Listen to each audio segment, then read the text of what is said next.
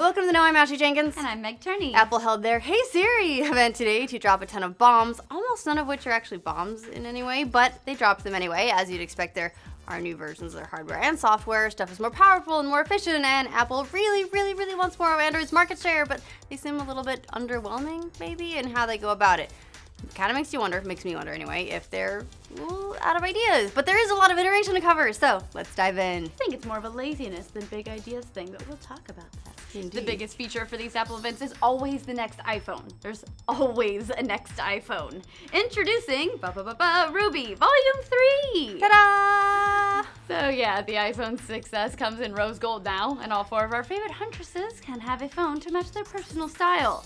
Aside from the new color, the iPhone 6s will look pretty similar to the 6, and most of the changes are actually under the hood. It'll run a new 64-bit A9 processor that Apple says will be 70% faster at CPU tasks and 90% faster at GPU tasks than the A8. LTE and Wi-Fi are also seeing a boost. Wi-Fi should be twice as fast on the 6S, and LTE is increasing to 23 bands. The new model of phone will feature a pressure-sensitive display, which is actually pretty cool. It'll allow you to use different pressures to perform different actions, whether that's to pull up a menu, activate a shortcut, or open an app. You're gonna invariably press the wrong, you're gonna get mad, press too hard. I already do it on this thing I'm not wearing. That's a wrist. 2 of the new implementations, I wear my wrist, are Peek and Pop, is what Apple's calling them. Peek will let you pull up shortcuts into specific app features from the home screen, so you can use it on like the camera icon and then jump right into selfie mode. The most important mode. Quick selfies. Pop lets you pull up an overlay of a photo or video and then dismiss it and be back exactly where you were in your phone before. Also important, the rear camera finally getting an upgrade to 12 megapixels. The front camera is up to 5 megapixels, and video recording is up to 4K. Actually, that is pretty impressive. It's hard to find 4K cameras at all, and now every phone is gonna have one. And there is, of course, a big version of the phone too. They're also using the same glass they use on the Watch Sport to maybe, reduce the bending. Still cracked the hell out of mine, I'm sure, in the future someday. Also, our condolences to the company, 6S Marketing. Get it? Because it sounds like success. Yeah. They put up billboards pleading with Apple to give the 6S version of the phone a skip because, let's be real. Search results will never, ever pull that company up again, and that's a pretty big problem for a marketing firm. I did a Google search. They're way down already. As rumored, Apple is also releasing a new version of Apple TV in October. The new version will include features like Siri because Apple knows how much you legit love Connect. Although, honestly, as weird as it is for other people when I talk to my TV, I do love that feature. I also love that feature. We are the only 2 people who enjoy talking to our TV. Xbox Play? Come on, I don't even have to stop crafting to get more Bob's Burgers.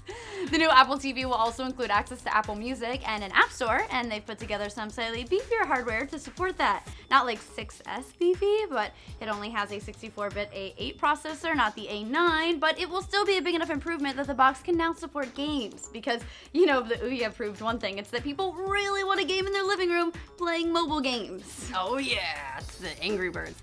I would love to see what stats companies are looking at, honestly, to tell them why would you put mobile stuff on your TV? Are they really just looking at maybe the sales on phones and tablets and drawing a line thinking it'll be the same? If they will have a few really cool games like Transistor and Disney Infinity, so there's a little bit of stretching in the console direction, but not a lot. I think it's one of those industries I think they can just kick the door in and just dominate, and it's just not. Yeah, we've already got big players in this industry, and they're not mobile. The box will also support some non-first-party Bluetooth controllers, like a newly announced Nimbus controller from SteelSeries. It looks like a controller.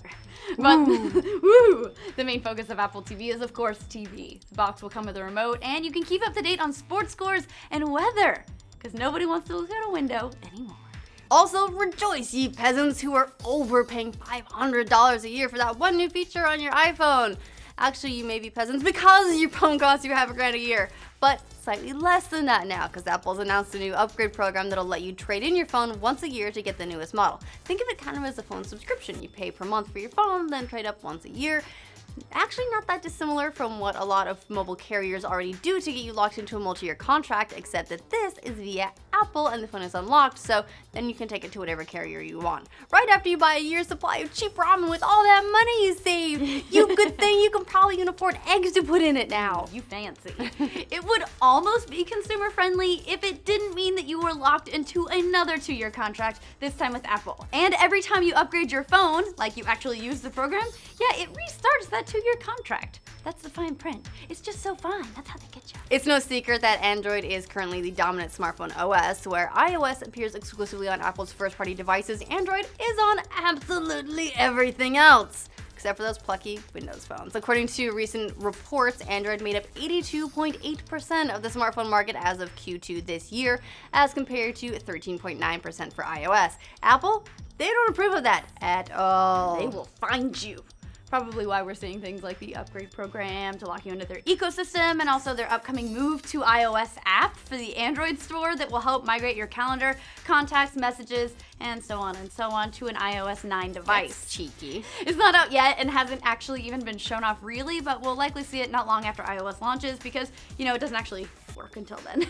Bets on whether or not we'll see a move to Android app? Nope. Like Apple would ever let that happen on their store. The next major iteration in Apple's mobile operating system, iOS 9, has an official release date of next week, September 16th, and say major, but again, like a lot of this other stuff, it's pretty iterative. The biggest updates will be focused on efficiency. Its install size is less than half of iOS 8's at 1.8 gigabytes and adds a low power mode to help increase battery life. Siri will get an upgrade and Spotlight searches will get better at looking through your content. A new feature for Siri called Proactive will offer suggestions based on your location, time of day, and habits, which doesn't sound like Siri's creeping on you at all.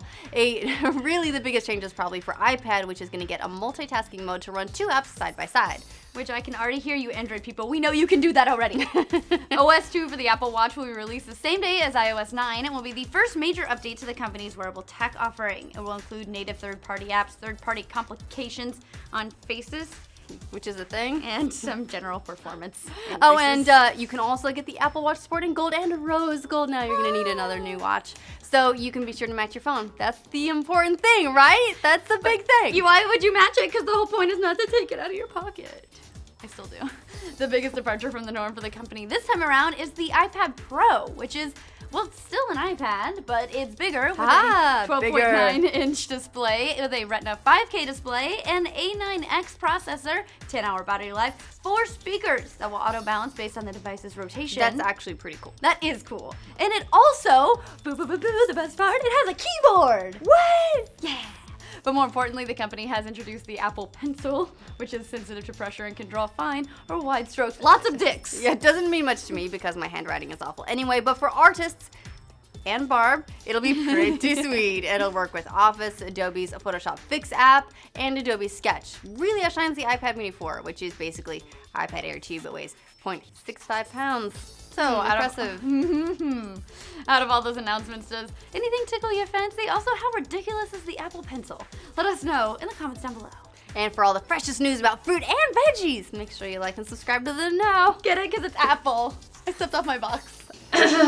Where iOS appears exclusively on Apple's first-party devices, Android, I really have something in my throat. It's like, and it adds a low-power mode. It's happening to my voice again. Let me get my water. All right. Oh, that wasn't recording.